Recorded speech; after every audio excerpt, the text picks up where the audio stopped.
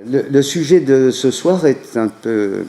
Il est politiquement incorrect, hein, mais j'espère que je vais vous le présenter scientifiquement correct. Hein, parce que le vrai débat, c'est que, je vais vous expliquer ça, la macroéconomie existe de fait, mais scientifiquement, elle n'est pas opportune. Hein, elle présente... Tu disais tout à l'heure, des tromperies, c'est vrai, je parle d'illusions. Hein. Il y a beaucoup d'illusions liées à cette façon d'aborder les problèmes et je voudrais essayer d'expliquer pourquoi. Alors, dans sa définition, d'abord, c'est assez simple. La macroéconomie, c'est l'étude des relations entre grandeurs économiques qui sont définis sur de vastes ensembles. Chaque mot est important. Hein. L'étude de relations entre grandeurs économiques définies sur de vastes ensembles. Il y a des relations, il y a des grandeurs, et il y a un vaste ensemble. Je vais, dans mon propos, essayer de vous montrer que les grandeurs de la macroéconomie sont discutables, et ensuite que les relations de la macroéconomie sont discutables aussi. En ce qui concerne le vaste ensemble, on dit global en général. Hein. On dit la macroéconomie, c'est une économie qui traite des problèmes globaux. Alors, exemple, quand vous parlez du produit national brut, de la relation avec la consommation globale, vous utilisez des grandeurs globales, économiques globales, hein, et puis quand vous faites une relation entre la fonction de consommation globale et puis le revenu national, vous avez une relation entre, si le revenu augmente, la consommation augmente, qui est une relation macroéconomique si cette relation est prise sur des grandeurs globales. Alors, un vaste ensemble global, ça veut dire quoi ? En général, c'est une économie nationale. Un économiste qui s'appelle Ludwig von Mises utilisait, lui, le terme de national economy. Hein. C'est pour bien montrer que les modèles qui vont exister, souvent, ce qu'on a en termes de global, c'est une économie nationale.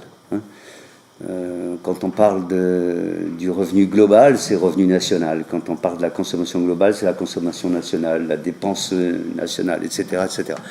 Mais ça pourrait s'appliquer à autre chose. Ça pourrait s'appliquer, ce vaste ensemble, à une région, à l'Europe, éventuellement à une commune. Hein. L'idée, c'est que ça sort de la domus, de la maison. Hein, ça peut être plus vaste. Cette façon de travailler, d'utiliser des grandeurs globales, de les mettre en relation sur un vaste ensemble comme ça, c'est pas d'aujourd'hui. Il y a une histoire facile à repérer pour la macroéconomie qui est essentiellement liée au développement de l'État. Un peu de la même façon, si vous voulez, que l'économie globale, c'est l'économie nationale, eh bien, lorsque les nations se sont créées et quand les États sont devenus prégnants, importants, eh bien, on a vu apparaître des présentations de problèmes économiques qui étaient de type macroéconomique. Le premier courant qui était de type macroéconomique, c'était les mercantilistes. Les mercantilistes, ce sont des auteurs qu'on trouve à partir du Haut Moyen-Âge et qui ont en tête de renforcer la richesse du roi. Hein. Cette richesse est un peu conçue comme la cassette du roi, hein, qui est son trésor. On dirait le trésor public aujourd'hui. Hein. C'est ça qu'il y avait à l'origine.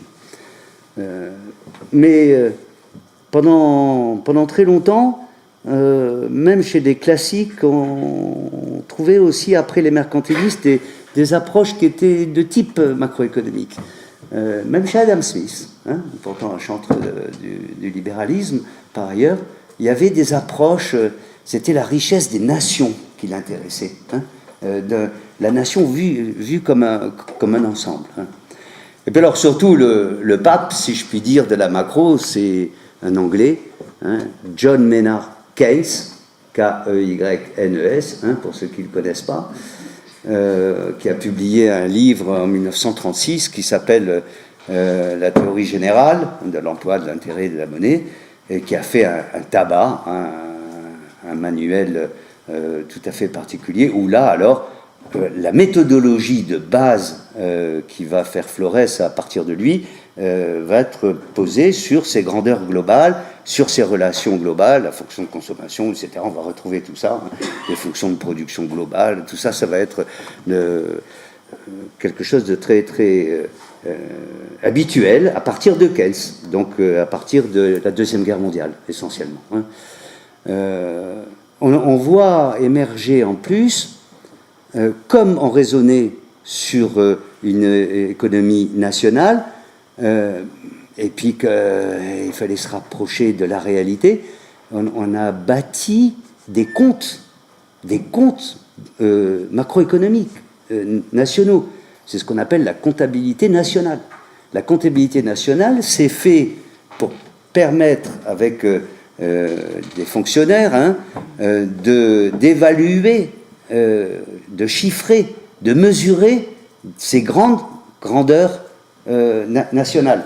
Hein, c'est là que vous trouverez dans la comptabilité nationale tous les concepts nationaux importants. Hein, la production nationale, l'épargne nationale, etc., la consommation, l'investissement, la balance des paiements, les flux extérieurs, tout ça, c'est comptabilité nationale.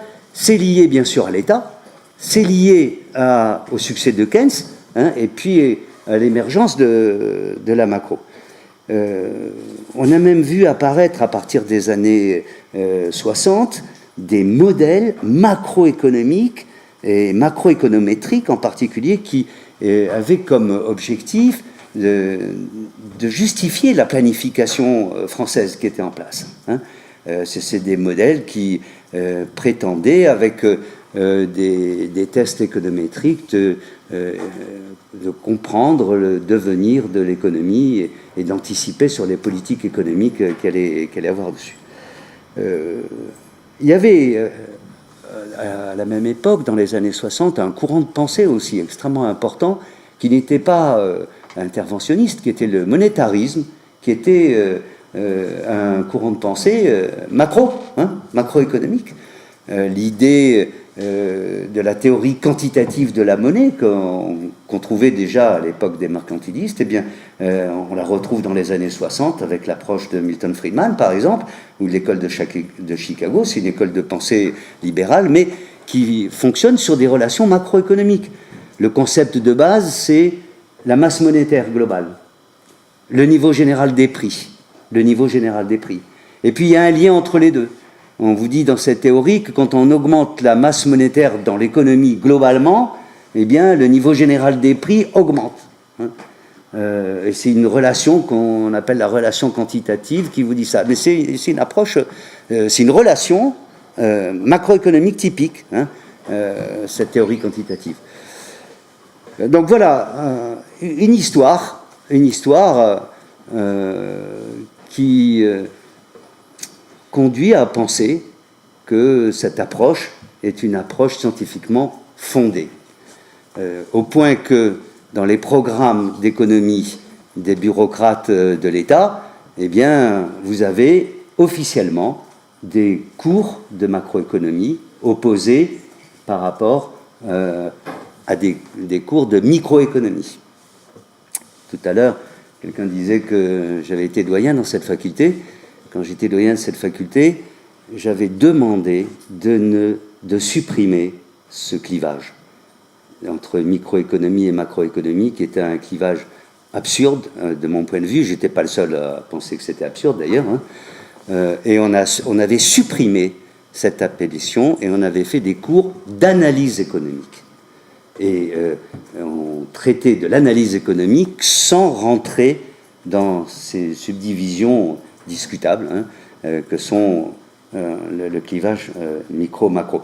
Il faut savoir qu'aujourd'hui, d'ailleurs, quand on continue l'histoire des idées, ça n'existe plus, la macroéconomie au sens de relations comme ça. Il y a toujours maintenant des fondements micro de la macro. Mais c'est absurde de dire des fondements micro de la macro, quoi. C'est de l'analyse économique. La macro n'a plus de sens, quoi.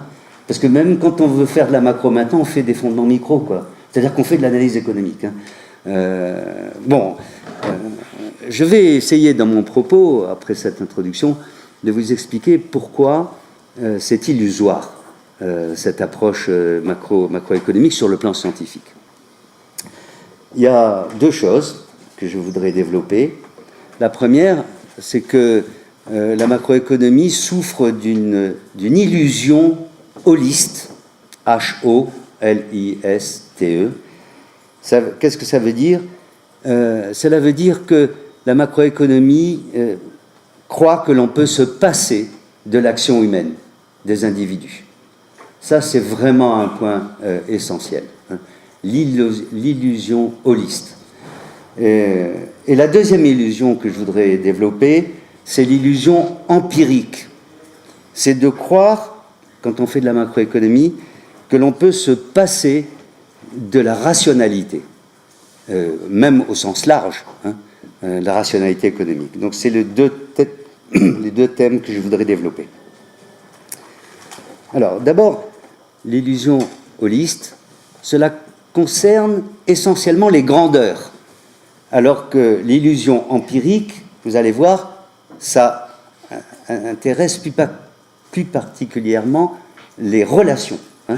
J'ai insisté tout à l'heure pour vous dire qu'il y a des grandeurs, il y a des relations. L'illusion holiste, ça cible les grandeurs. Alors, qu'est-ce qui se passe? Bien, il se passe que on a dans les grandeurs globales économiques deux choses que l'on retrouve fréquemment, ce qu'on appelle des agrégats, c'est-à-dire des concepts qui sont des concepts globaux qui agrègent. Un agrégat, c'est quelque chose qui agrège beaucoup de choses, et puis ces agrégats vont servir de concepts fondamentaux de la macroéconomie. Il y a dans ces agrégats des choses simples que vous connaissez peut-être. La masse monétaire, par exemple, c'est un agrégat. Je suis un peu spécialiste de monnaie, j'ai fait mes manuels là-dessus, ma thèse là-dessus. Je n'ai jamais trouvé quelqu'un qui était d'accord sur la mesure de la masse monétaire. Il faut que vous sachiez, par exemple, qu'aux États-Unis, il y a 25 mesures différentes. 25, de M1 à M25. Et qu'à chaque fois, ça change. En France, il y en a au moins 4. Et quand vous passez de la plus petite à M2, à la deuxième, vous doublez l'évaluation de la mesure. Et quand vous êtes sur la 4, vous avez multiplié par 4. Allez faire un test là-dessus. Vous aurez un test sur M1 ou sur M2, mais ça ne donne pas du tout les mêmes résultats. Parce que la composition des agrégats, au fur et à mesure qu'on élargit les mesures, eh bien, aboutit à provoquer des phénomènes qui ne sont pas les mêmes avec M1 et avec M2 ou M3. Donc, on est avec l'agrégat sur le fait qu'on croit que le quantitatif supplante le qualitatif. C'est absurde comme système.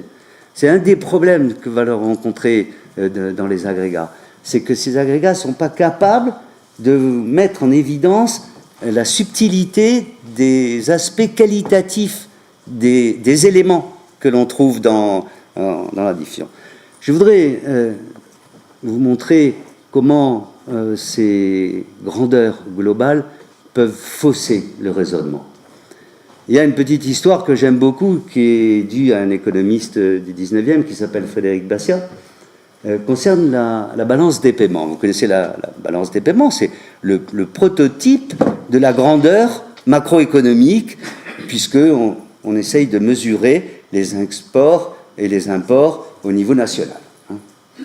Bastiat, il raconte l'histoire suivante. Cette histoire, pendant ma carrière universitaire, je l'ai présentée à chaque fois et à des spécialistes de l'économie internationale, ils n'ont jamais pu trouver la faille de cette histoire. C'est que le concept ne va pas. Hein. C'est quoi cette histoire? Imaginez un marchand de vin à Bordeaux qui fabrique un tonneau et puis qui décide d'exporter son tonneau de vin. On est au 19e, hein, il le met sur un bateau. Au moment où il charge sur le bateau, on lui demande à la douane, c'est quoi ce que vous faites? C'est du vin, ça vaut combien? Alors on va dire, mettons, 1000 euros, si vous voulez, hein. Mon tonneau, voilà.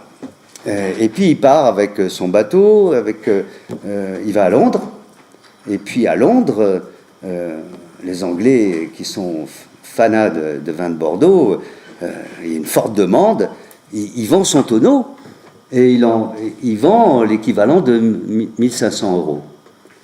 Et puis il dépense tout sur place, il achète des disques, des pulls en Shetland, etc.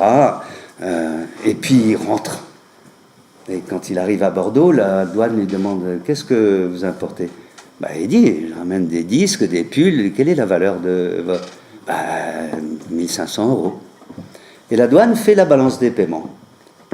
Exportation de vin de Bordeaux, française, 1000. C'est le tonneau qui est parti. Importation de pots de pulls et puis de disques, 1500 euros. Solde, 500 euros de déficit de la balance des paiements. Et en général, on vous dit que quand la balance des paiements est déficitaire, la situation économique n'est pas très bonne, quoi, hein. Elle n'est pas très bonne. Mais là, dans mon exemple, mon marchand de Bordeaux, qui est un individu français, bordelais, il a gagné en valeur. Non, mais la France s'est appauvrie puisque elle a une perte de 500 euros. Il y a un vrai problème avec la comptabilisation de la balance des paiements. Mais cet exemple, c'est rien. Je recommence, je prends le même marchand de vin, le même tonneau, le même bateau, le même moment. Mais le bateau, il coule en cours de route. Et mon Bordelais, il rentre à la nage. Qu'est-ce qui se passe? Exportation de vin de Bordeaux, 1000, importation 0. Lui, il est ruiné. S'il survit à son naufrage, c'est pas mal. Mais non, la France se porte bien. Hein, il y a eu 1000 de l'export et un import 0. Hein, qu'est-ce que je veux dire par cet exemple? Est-ce que Bastiat voulait dire par cet exemple quelque chose de très simple, que le concept même global de balance des paiements, il fait abstraction complète des individus qui sont dedans et que ça n'a pas de sens, quoi. Quand on ne s'appuie pas sur des concepts qui sont sur des acteurs, ça n'a pas de signification, hein. Je pourrais multiplier ces exemples-là sur les grandeurs, sur les agrégats, sans m'arrêter. Toutes les grandeurs, utilisées globalement comme ça, posent un problème. Un exemple. C'est quoi l'épargne globale? S'il y en a parmi vous qui ont lu le cours classique de macro, hein, malheureusement qu'on enseigne encore, on vous dit l'épargne, c'est le revenu non consommé. Hein, l'épargne, c'est le revenu moins la consommation. Je ne suis pas d'accord. Ça, c'est... L'épargne, c'est l'augmentation de la richesse. C'est delta W, si vous trouvez W pour la richesse. Hein, l'épargne, c'est ce qui résulte de l'augmentation de la richesse. Mais parce que Keynes, un jour, a dit que l'épargne, c'était le revenu non consommé, on a oublié complètement que l'épargne, c'était quelque chose. L'augmentation, la variation de la richesse. Et les résultats sont complètement différents. Si vous raisonnez sur le concept keynésien macrotypique, que vous raisonnez, ou si vous raisonnez sur l'épargne, variation de la richesse qui suppose que les individus ont augmenté la richesse, vous n'avez pas du tout les mêmes résultats. Pareil pour l'investissement, je parle de l'épargne, je parle d'investissement, c'est pareil, parce que vous savez que les deux sont souvent couplés dans les raisonnements. C'est quoi l'investissement? La comptabilité nationale n'a pas pu se mettre d'accord pour beaucoup de produits. C'est quoi un frigidaire? C'est quoi un frigidaire? C'est quelque chose qui rend un service, service du froid. Ce service, on peut l'évaluer, etc. Maintenant, on a décidé que les frigidaires, c'était pas dans l'investissement. Pour une raison difficile à expliquer. On va dire, ce sont des biens de consommation durable, hein, dans la comptabilité nationale. Mais il y a comme cela toute une partie de produits de plus en plus importants dans notre société aujourd'hui, qui n'arrivent pas à rentrer dans un agrégat défini de façon et mesuré de façon précise. L'investissement par rapport aux consommations durables, c'est classique. Alors, on s'en sort en faisant des conventions, comme pour la masse monétaire. C'est conventionnel. M1, c'est conventionnel. M2, on change. Alors, voilà, on a... Mais allez faire un test avec des concepts qui flottent, comme ça, qui changent en fonction des conventions. Vous connaissez le clivage entre biens de production et biens de consommation. Oui, mais au niveau global, comment on fait pour un ordinateur? Le type qui travaille avec son ordi chez lui et puis qui joue quand il ne travaille pas chez lui avec son ordi. Alors 1 heure, c'est un bien de production, et puis l'heure d'après, c'est du bien de consommation. Ça n'a plus de sens, quoi.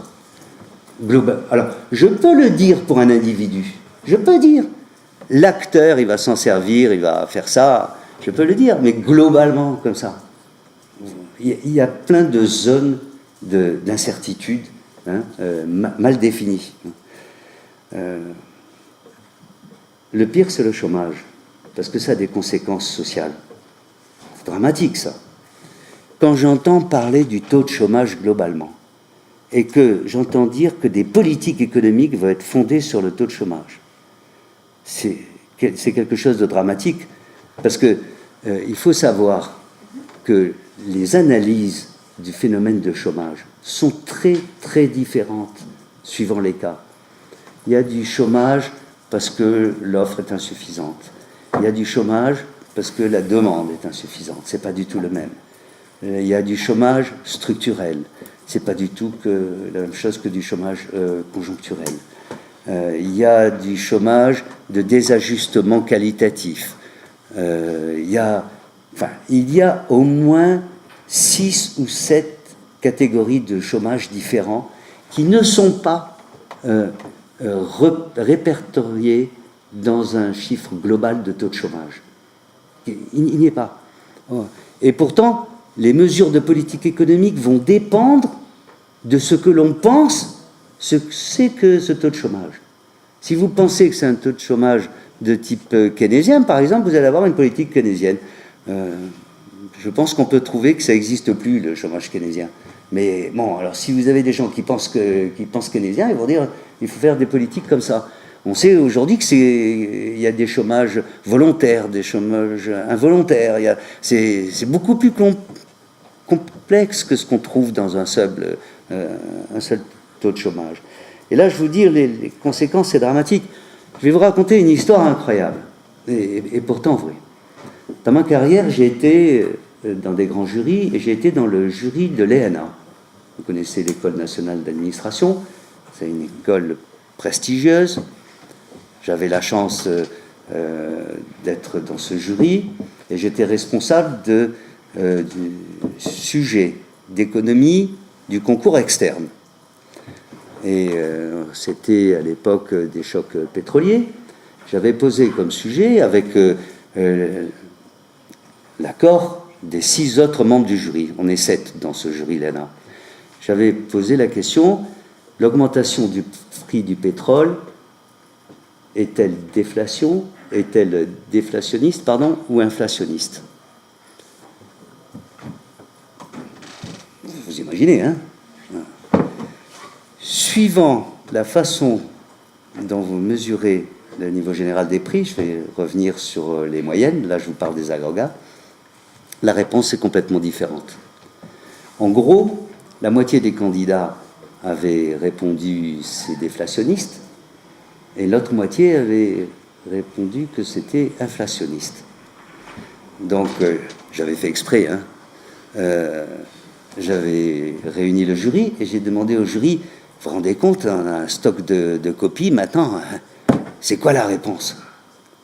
On a fait tour de table avec les 6 autres membres. Il y en avait 3 qui disaient c'est inflationniste et 3 autres qui disaient c'était déflationniste. Vous imaginez le problème? Dans l'élite de l'administration française, quoi. Une question aussi simple que l'augmentation du prix du pétrole est-elle inflationniste ou déflationniste? Il y avait un désaccord profond là-dessus.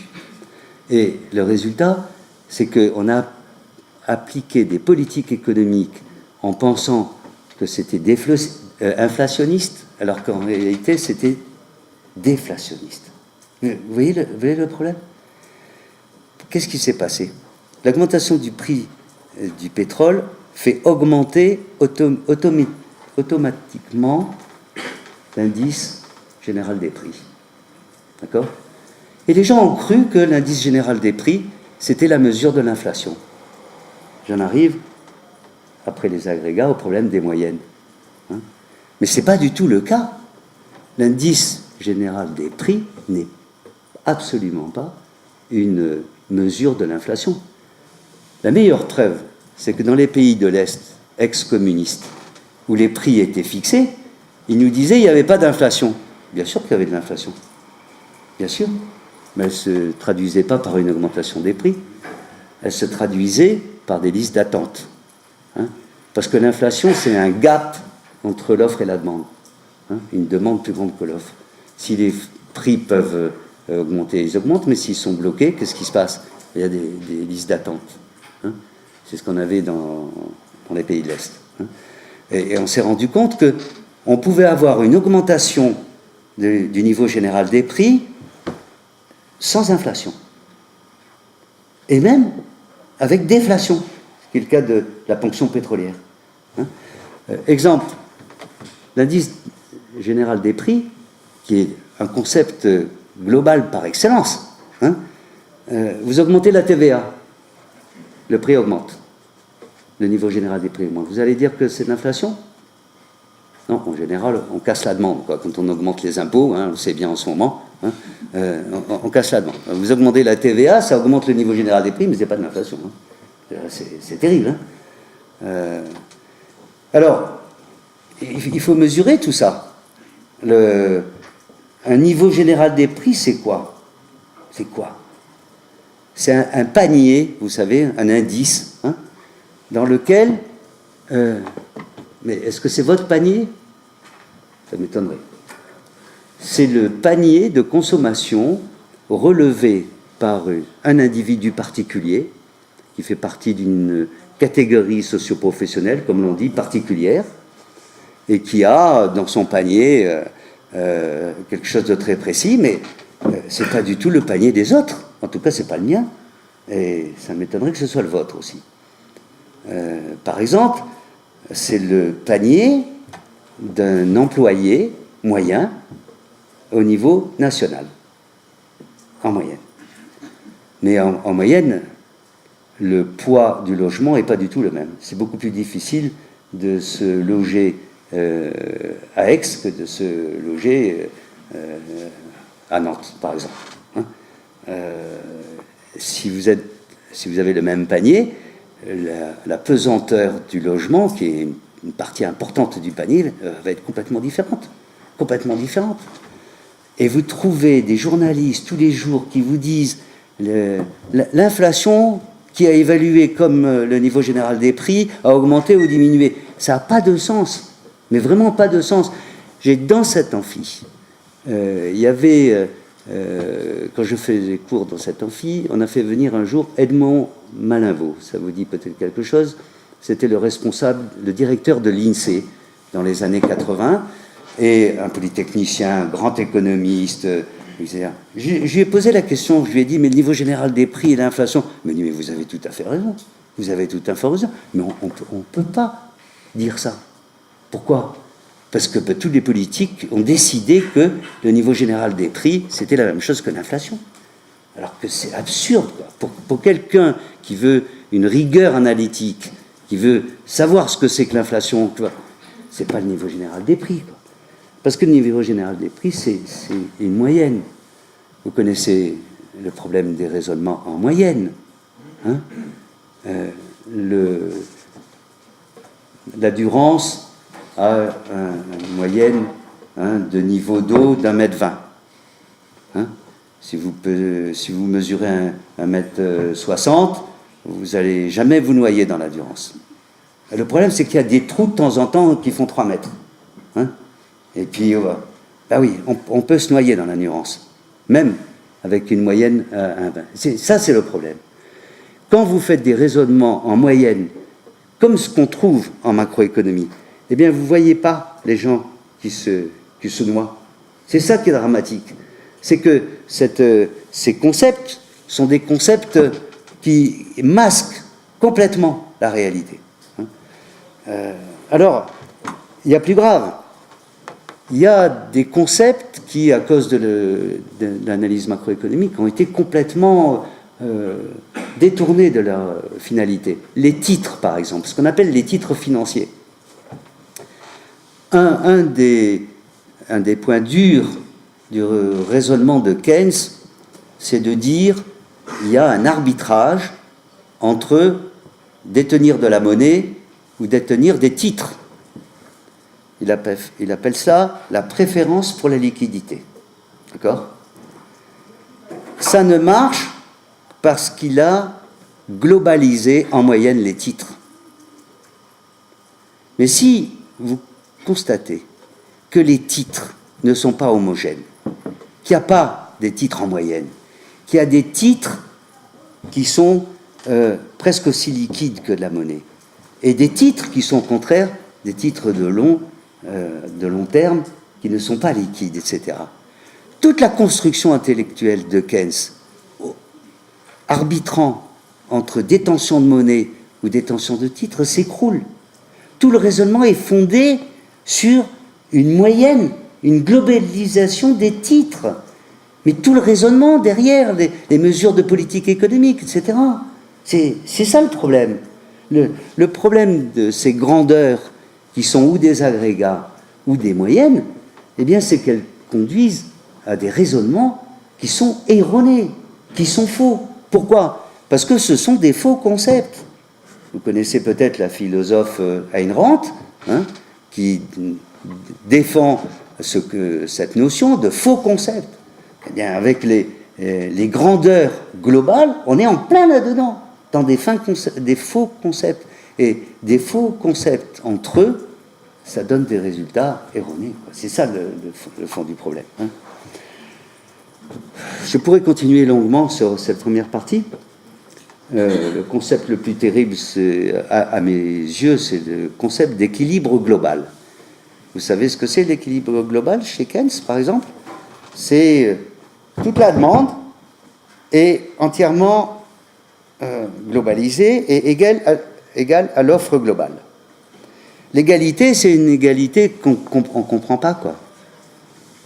Pourquoi l'équilibre global est en équilibré? On ne sait pas. C'est le global de la demande égale le global de l'offre, égale.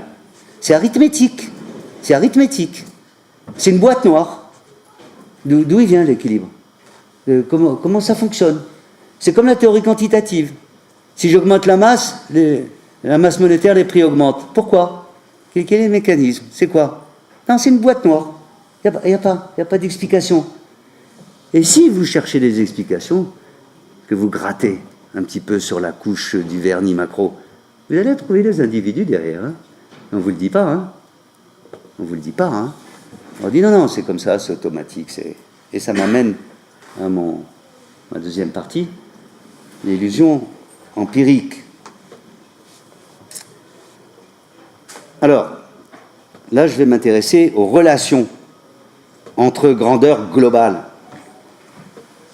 Vous les connaissez, les relations macroéconomiques, elles existent dans tous les manuels, etc. La plus typique, celle-là, elle est vraiment, c'est la fonction de consommation keynésienne, hein, ou ses variantes, hein, qui vous dit quoi? Qui vous dit le montant de la consommation nationale est relié au revenu national. D'accord? D'où ça vient? D'abord, ça vient de l'économétrie. C'est le premier point que je voudrais développer. Les relations macroéconomiques, théoriques, ne sont pas autre chose que des relations économétriques dont on a supprimé la composante aléatoire. C'est un peu compliqué pour ceux qui ne font pas d'analyse économique, je vais essayer de m'expliquer. Il le dit, Keynes. D'où ça vient la fonction de consommation keynésienne typique?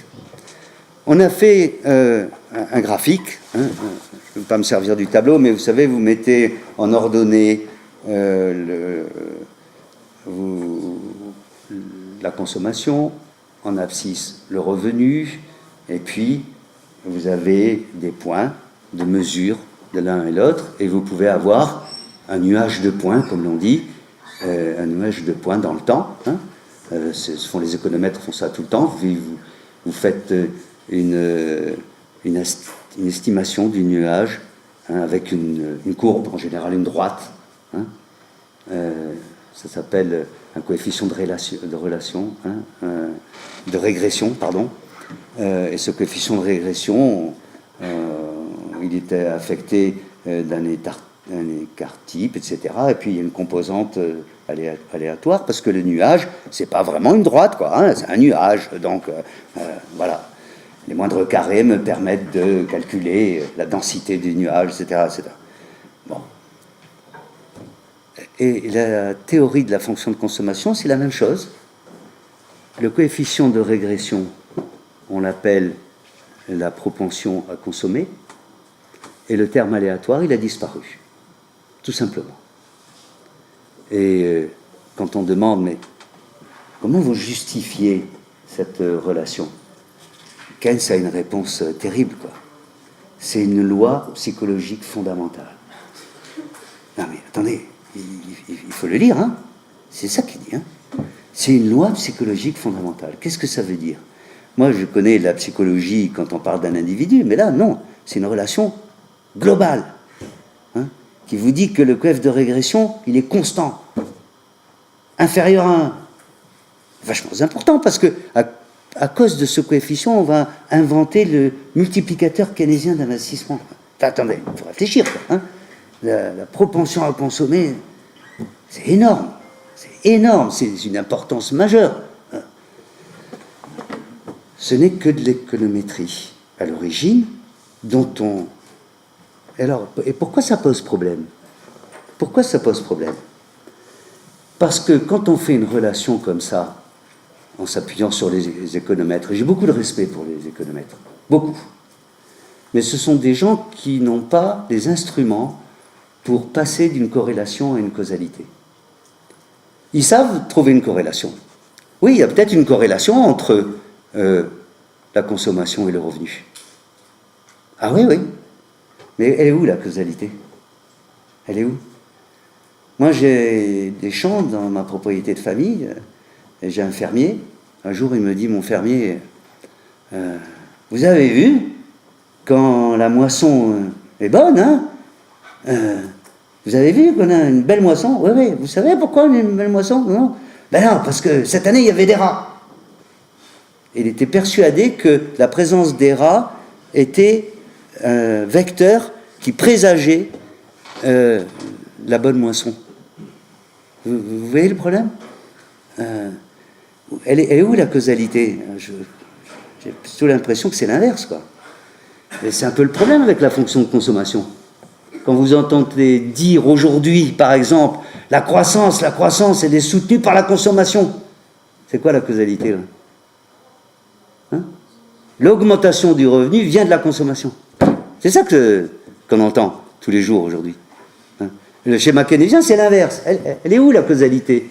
Ça peut jouer dans les deux sens. Alors, le pire, c'est la relation macroéconomique par excellence, qui est ce qu'on appelle la courbe de Phillips. Vous connaissez peut-être la courbe de Phillips, c'est une relation inverse entre le taux d'inflation et le taux de chômage. Alors là, c'est le bouquet, là. Si vous avez beaucoup d'inflation, vous n'aurez pas beaucoup de chômage. Si vous avez... Et l'économètre, il vous dit, il y a un nuage comme ça, là. La courbe de Phillips, ça marche. Vous savez que ça fait 70 ans qu'on débat pour savoir où est la causalité entre le taux de chômage et le taux d'inflation, et qu'il n'y a pas d'accord. Il y a des maîtres linéaires de littérature là-dessus. Hein, la corrélation, c'est pas mal, l'économétrie, c'est pas mal, ok, mais elle est où la causalité? Alors, le problème de la causalité, c'est que la macro est incapable de nous le donner. Parce qu'il n'y a pas d'acteur dans la relation macroéconomique. Et on est obligé de faire une hypothèse terrible, qui est l'hypothèse de la stabilité de la corrélation. Je ne sais pas si vous voyez scientifiquement à quoi on en est rendu. Je ne peux plus m'appuyer en macro sur la causalité, parce que je n'ai pas les instruments pour ça, malgré les progrès de l'économétrie qui ne me permettent pas de résoudre ce problème. Alors, mais quand même, gardez-la, la relation macro, parce qu'elle est stable. Elle est stable. Vous vous rendez compte? On va pouvoir faire des prévisions avec ça. On va faire... stable. Quand on sait comment elle a été fondée, sur des chiffres du passé, ça veut dire quoi? Ça veut dire que demain sera comme hier? C'est ça que ça veut dire. Une relation macroéconomique est nécessairement fondée sur de l'économétrie. Et si vous vous en servez, ce que font les théoriciens de la macro, pour faire des prévisions dans les modèles macro, ça veut dire quoi? Ça veut dire qu'ils pensent que demain sera la même chose qu'hier. C'est ça que ça veut dire. C'est la stabilité de la relation qu'on ne cherche pas à comprendre. Hein? Vous savez, les Allemands, ils ont des termes très différents. Il y a Verstehen et il y a Erklären. Erklären, c'est la corrélation. Mais Verstehen, c'est comprendre. Hein? C'est la causalité. Hein? C'est quelque chose de complètement différent. C'est pas de moi, c'est d'un spécialiste qui s'appelle Max Weber. Hein? La différence entre les deux. C'est un classique. Hein? Bon, et là, on va avoir ce problème terrible. Ce qui me choque en tant qu'individu, c'est que la stabilité suppose, quand on accepte de dire qu'il y a des acteurs derrière la relation macroéconomique, eh bien ça veut dire que ces gens-là, ils ne changent pas de comportement. Ils n'ont plus de libre arbitre. Ils sont déterminés complètement par la relation macro. Philosophiquement, moi je ne peux pas accepter ça, quoi. L'action humaine, ce n'est pas quelque chose qui est déterminé comme ça. L'action humaine, c'est quelque chose qui est fondé non pas sur la régularité, mais qui est fondé sur la rationalité, sur la raison. La macroéconomie n'est fondée que sur la régularité. Qu'est-ce que vous voulez faire avec ça, franchement? C'est quelque chose... Et alors, on en fait des manuels, on en fait des cours, on en fait des modèles de prévision, on en fait des politiques économiques fondées sur ces modèles-là. Enfin, quand vous savez que les fondements sont aussi fragiles que ce que j'essaye de vous expliquer, que fondamentalement, ça n'existe pas scientifiquement, c'est grave, quoi. Hein. Je considère que c'est grave, hein. Vraiment. Hein. Alors, le plus grave dans les relations, je voudrais finir par ça, c'est que derrière les relations macroéconométriques, il y a une logique. Il y a une logique que vous connaissez, c'est la logique de l'induction. Et vous savez aussi qu'on ne devrait pas dire la logique de l'induction, on devrait dire l'illogisme de l'induction. Alors, je m'explique.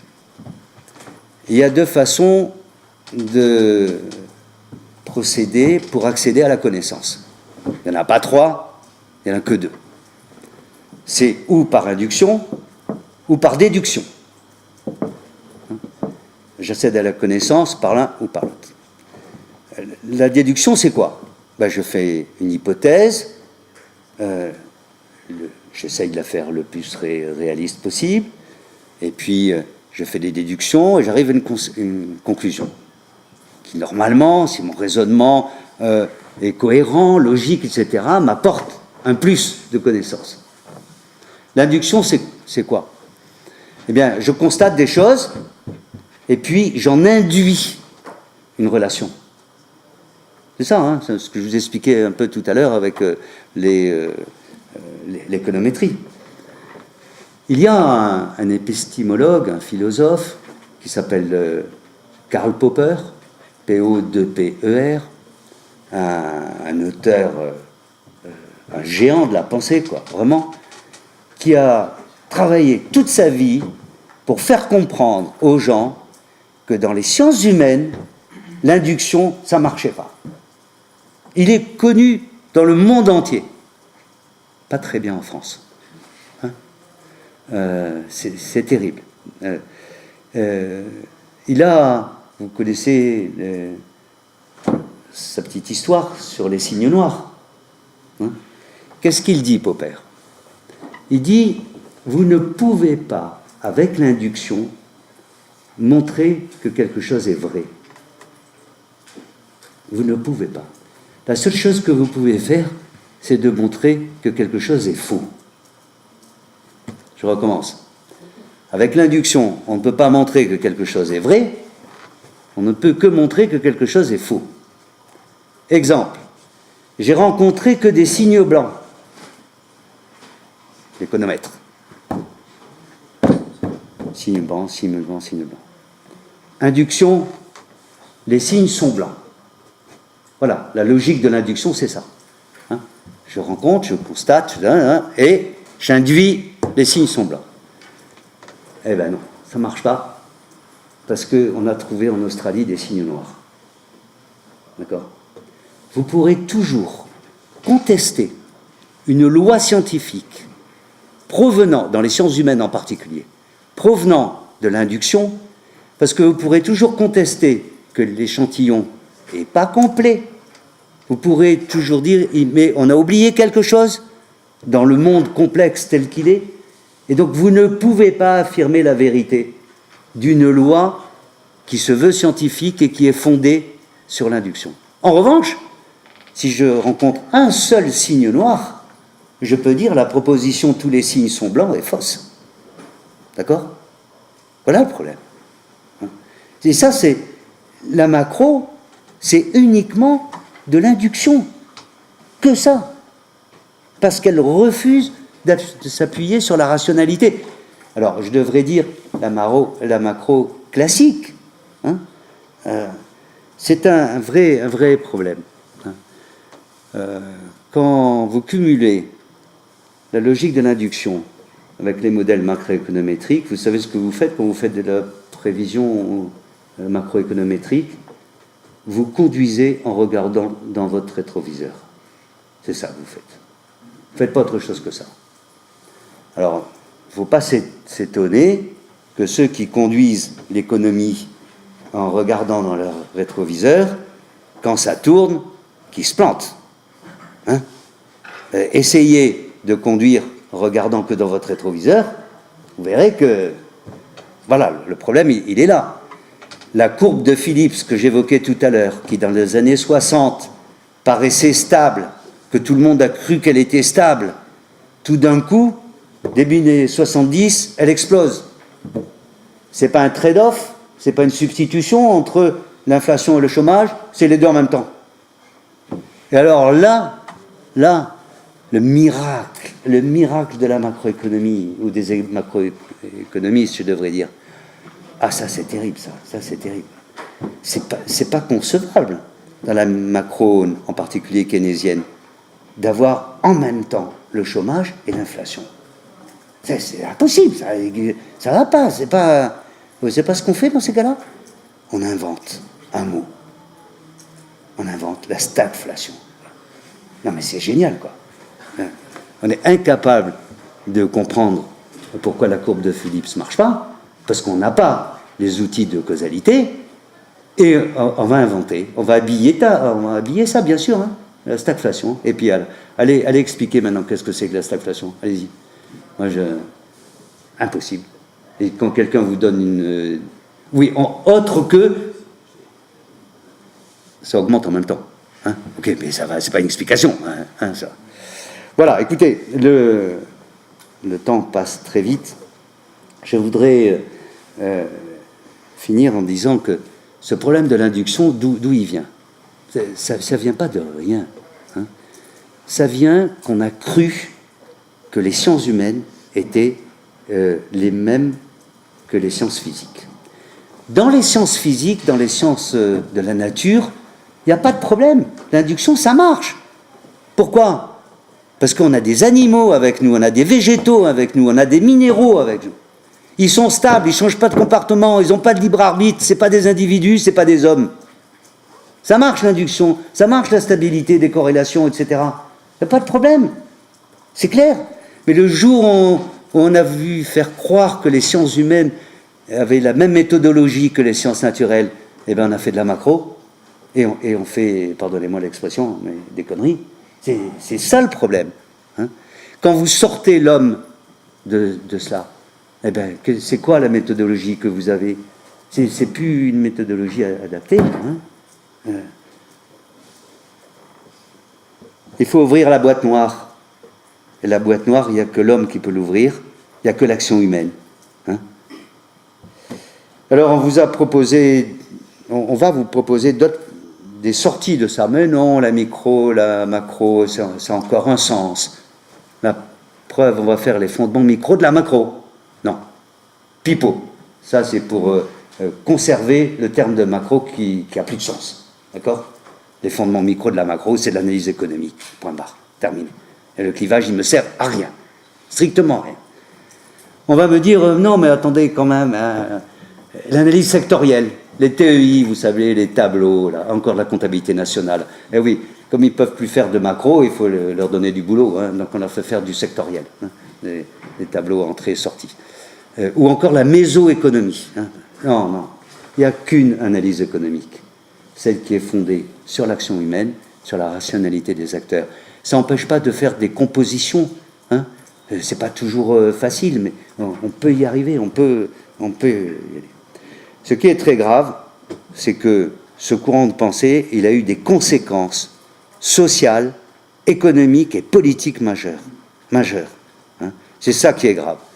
Parce que c'est à cause de la macroéconomie qu'on a lancé ce qu'on appelle l'ingénierie sociale. Mais oui, avec le modèle keynésien, c'est génial. Hein.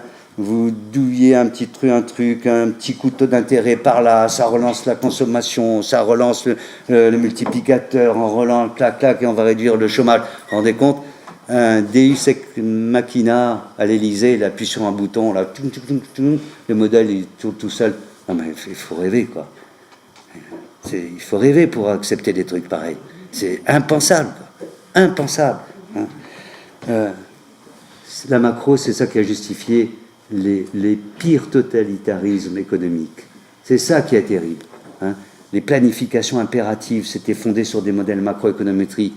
Ils ont essayé de nous faire croire qu'on pouvait faire de la planification, pas impérative, mais pareil, avec des modèles macroéconométriques. Non, on n'en a pas besoin du plan, du commissariat général au plan. On n'en a pas besoin pour comprendre les rouages de l'économie, etc. Et ce qui est le plus grave, c'est la théorie du développement. Parce que, vous savez, ça fait 80 ans, maintenant, qu'il y a des pays en voie de développement. Et ça fait 80 ans qu'on leur balance des relations macroéconométriques, des modèles de planification, de développement, etc. Ils sont toujours en développement. Ça se saurait si ça marchait.